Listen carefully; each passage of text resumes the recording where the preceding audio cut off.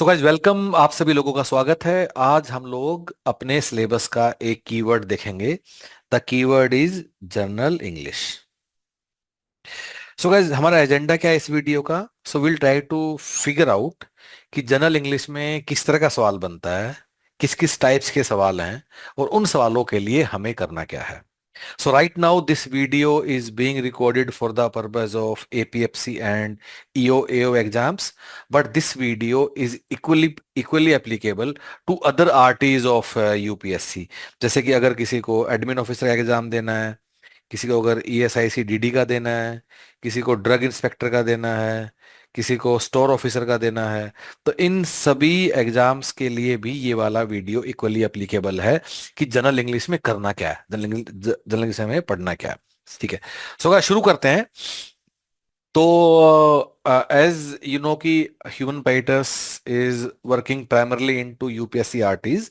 सो हमने पिछले 10-12 साल में जितने भी पेपर हुए हैं उसका एक एक सवाल हम लोगों ने देखा है टू फाइंड आउट कि किस टाइप का सवाल बनता है।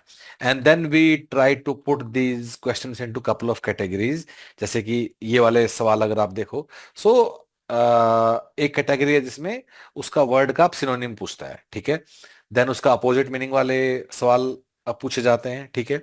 फिर फिल इन द ब्लैंक्स हमसे पूछे जाते हैं, फिर स्पोर्टिंग एरर। तो इस तरह एक एक करके हम लोगों ने उन कैटेगरीज को आइडेंटिफाई किया कि जहां जहां हमारा सवाल बनता है, ठीक है।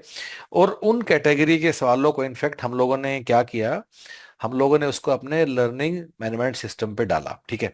So this is the course of EPFO. इसमें मैं जाता हूँ जनरल इंग्लिश के अंदर, और सबसे पहले हम शुरू करते हैं अपने इंग्लिश वाले कोर्स में कि प्रीवियस ईयर एग्जाम्स में यूपीएससी के आरटीज में होता क्या है।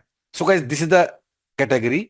सो फिल इन द ब्लैंक्स वाले सवाल, jumbled sentences, idioms and phrases, sporting error, ordering of sentences, synonym, opposite meaning वाले, reading comprehension, word meaning, word substitution, phrasal verb और question tag.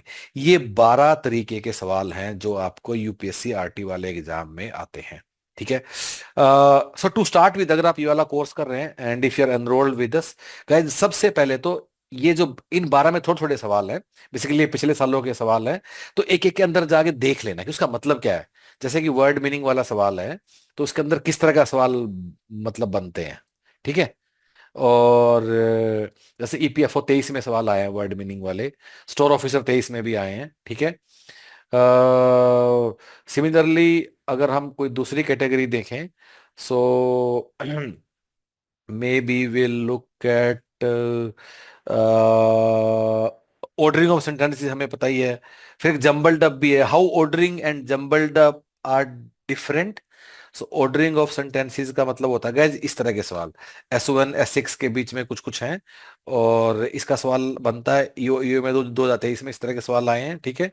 So this is just to give you flavour of कि सवाल कैसा बनता है, ठीक है। और जंबल्ड अप में क्या था guys, let me look at it. So jumbled up में इस तरह के सवाल आते, सो बेसिकली ऑर्डरिंग में क्या था कि फर्स्ट और लास्ट सेंटेंस भी दिया हुआ है, जंबल्ड अप में फर्स्ट और लास्ट नहीं दिया हुआ है, you just have to order them, ठीक है। जैसे एडमिन ऑफिसर 2016 में भी सवाल आए हैं ये वाले, ठीक है। ईपीएफओ में 23 में आए हैं।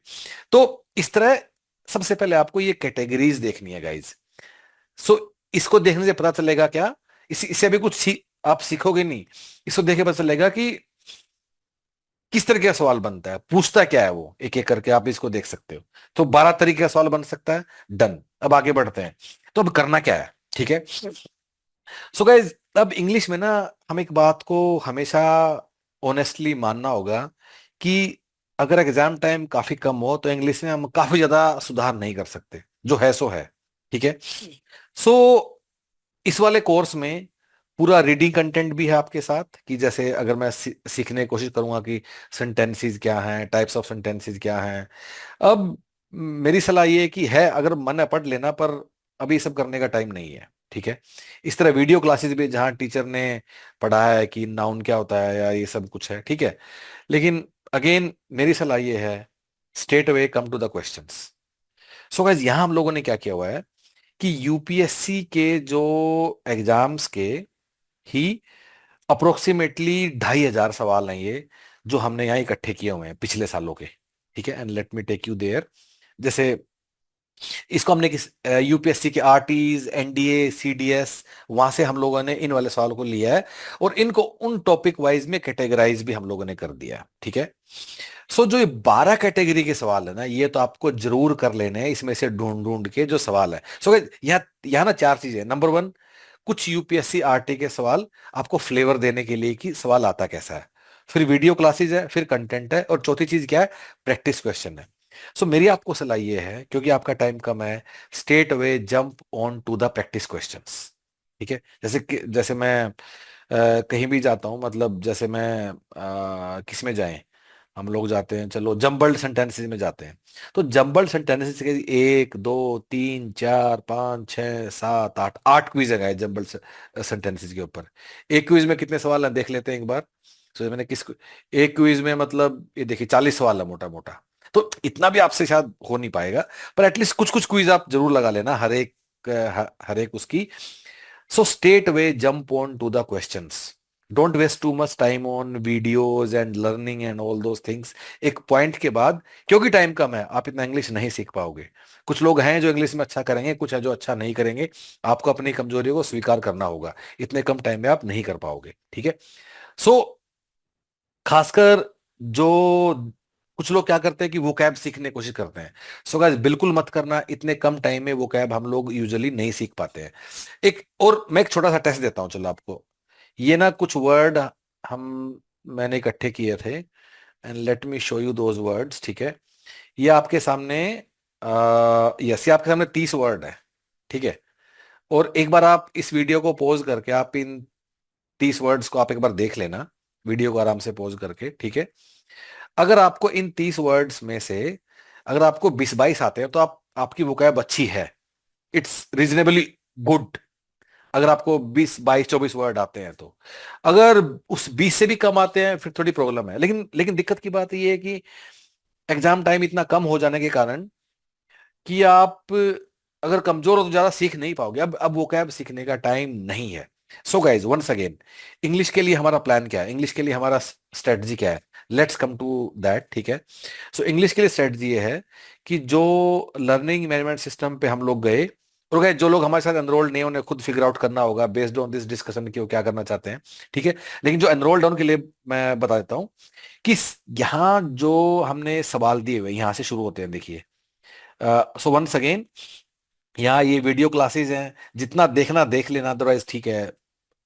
सवाल लगाने हैं, स्पोर्टिंग एरर के क्विज हैं ये, स्पोर्टिंग एरर के ज्यादा क्विज लगाने हैं, फिलिंदा बैलेंस के ज्यादा लगाने हैं, ईडियम्स फ्रिज ज्यादा लगाने हैं, सिनेमेंटने मुझे ज्यादा लगाने हैं, जंबल्ड आपके थोड़े कम लगा सकते हो, सेंटेंस रीअरेंजमेंट के कम लगा सकते हो, सेंटेंस इंप्रूवमेंट। सो गाइस यहाँ से एक एक करके आप you can go through these quizzes to understand कि कैसे कैसे हम सीखना है। So try to learn on the go with the questions, considering that time is very less. Okay.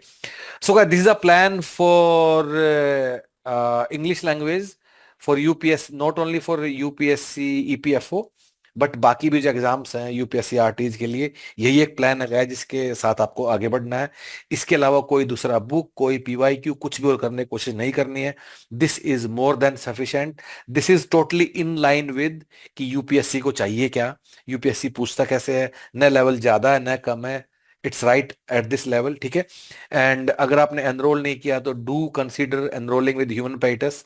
So guys वो कैसे करोगे, गो टू वेबसाइट और यहाँ ईपीएफओ का पेज है, go through all this detail, सारे एफएक्यू जरूर देखने हैं, और आपको पसंद आया तो एनरोल करना है।